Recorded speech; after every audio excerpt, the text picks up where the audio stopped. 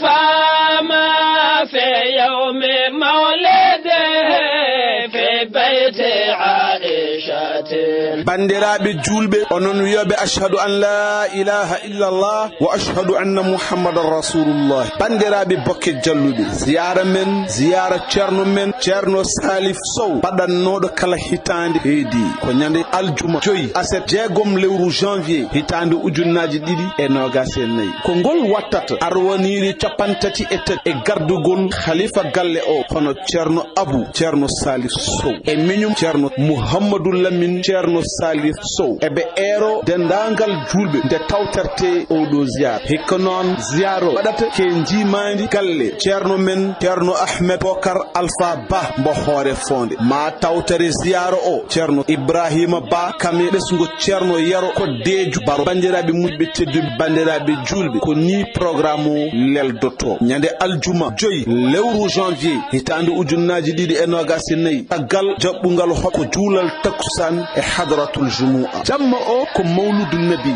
mbalen mantude rasul sallallahu alayhi wa sallam ha weet ñande aset jeegom lewru janvier sanga waktuji jeenayi subak joɗɗinde hoɓɓe 10 heures fawi hojomaji capantati ko tara alqur'anil karim zikrullah wondude jewtitine sanga waktuji sappo e tati ñalawmo ko cérémonie officielle hakkude laamu ngu e ɓesgu bokke jalluɓe ina arɗo on cérémonie maire mbo bokke jalluɓe hono abdoulaye daouda diallo président conseil économique social et environnemental bandiraɓe musidɓe tedduɓe so yiya waktuji sappo e nayyi woni 2 heures ko juulal tusbar ziyara mosélé ceerno men ceerno salif sow yo yurmede allah wonema kam e ganale bokke jalluɓe bandiraɓe ñagonoɗen mayɓe julɓe ɓe tawɗen ɓe toon foof so en kaljiti duwodiren e koye men ñagoɗen yo allah hokku en tawterede o saaha mbo wuuri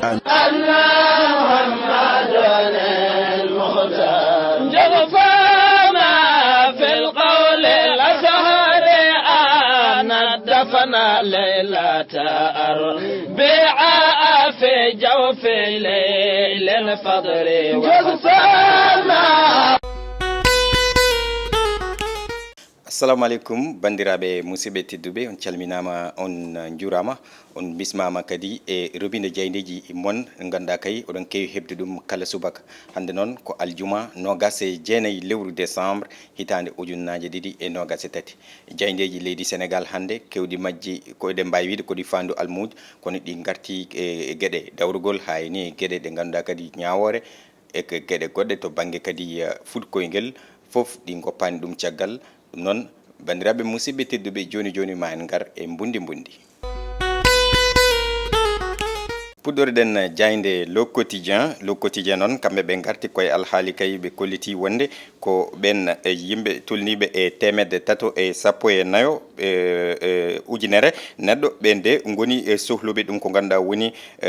guura ɗum ɗon noon ɓe kolliti noon ɓe mbi ko le prix à payer e nder hen noon ndeɗon jayde arti e oɗon alhaali e natal mum e nder hello mum 11 ma ɓeydo o famde ɗum no hanniri ni garen e jayde nde groupe Futur Média l'observateur ɓe garti koye oɗon accident mo sikkilo bannoɗo e nder hitande nde kay ɓe mbi ko le bilan est passé de 40 à 70 morts oɗon bilan noon mo ganduɗa maynoɓe hen ɓe ɓenni 40 morts woni e capanɗe nayo ɓe ganduɗa kay wiyanoɓe keddima hen ɗo joni kay yeytima ha e capanɗe e jeeɗiɗo ɗum ɗo woni ene tawe e nder ndeɗon jayde l'observateur groupe Futur Média jawten e jayde li quotidien noon ɓe jeehi ko ha toon to nder département de Kanel e gon wuro commune mo Horkadiéré goɗon wuro noon ɓe gandini oɗon mo ganduɗa woni Abdou Karim Sall woni directeur général mo ARTP en même temps maire mo Mbaw ko kañum kay waɗi toon meeting méga meeting de confirmation ngam kadi tentinde lawol gongol wonde e ko Amadou Ba woni candidat kadi ko Amadou Ba kay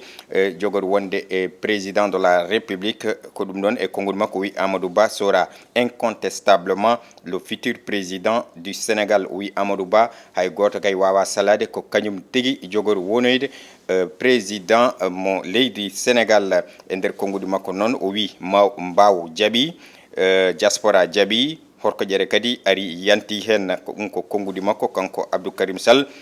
horko ƴere kay e o saaha waɗi battre le record to banggue rendinde ɓeɗon yimɓe e nder département de Kanel ɗum ɗon ene tawe e nder ngoɗon hello goɗɗum ko tawete e nder ndeɗon jayde li quotidien ko alhaali kay ɗum ko ganduɗa woni ɓen ɓe ganduɗa ko isayankoɓe ɓe caggal kay nde on pape mo ganduɗa yaltuno e suude konngudi ko fate e debati gorkati e banggue resodirde ɗumen e ko way noon l' église mo leydi sénégal noon ayo saaha kañum kam darima wi lang kañum foof taw kay ko kamɓe foof jaadi e ngol konngol gotol ɓe jaɓani yadude e kaɗon haala no hanniri ni jawten e jayde vox populi noon ɓe garti koye alhaali dawrugol vote garoje o woni présidentiel février 2024 ɓe mbi noon omo ganduɗa woni jagorɗo kalfinaɗo ndenka e kisal leydi ndi hono Sidiki Kaba o ari noon gam hokkude hoolare yimɓeɓe e wiide wonde ko tigui rigui oɗo élection ma won élection mo meeɗani yiyede ɗo e nder leydi Sénégal to banggue kay e laaɓal e ha e ni ndenka e ko way noon ɗum ɗon noon kanko Sidiki Kaba o naati e kaɗon haala ngam kay tigui rigui hokkude hoolare dendagal ɓiɓɓe leydi ndi wonde o élection garawo hay goto fotani hen jogade kulihuli goɗɗum ko tawete hen ko ɓen hujjikkinantoɓe Ousmane Sonko ɓe e darima kay ɗum ko caggal nde laamu ngu waɗi oɗon on pourvoi toon to cour de cassation nde ɓe nanni ɗum toon ɗum ɗon noon ɗiɗon avocat ji ɗi Sonko ɗi darima tigui ngam wadde interpellé dendagal responsable uji jeeɗiɗo taweteɓe toon e toon to conseil constitutionnel woni les 7 sages ɗum ɗon ene tawe e nder teɗon jayde vox populi garen e jayde nde ganduɗa kay ko le soleil jayde guendiri nde le soleil national ɓe garti koye capacité de raffinage ko fate banggue ndelam ɗam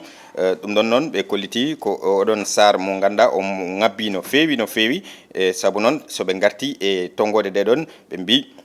o ɓenni e 1,2 ha 1,5 million de tonnes ɗum to ko banggue pétrole e taw ko pétrole brut e nde ɗo hitande kono noon fandare mabɓe ko yettade 3,5 ha 5,5 millions de tonnes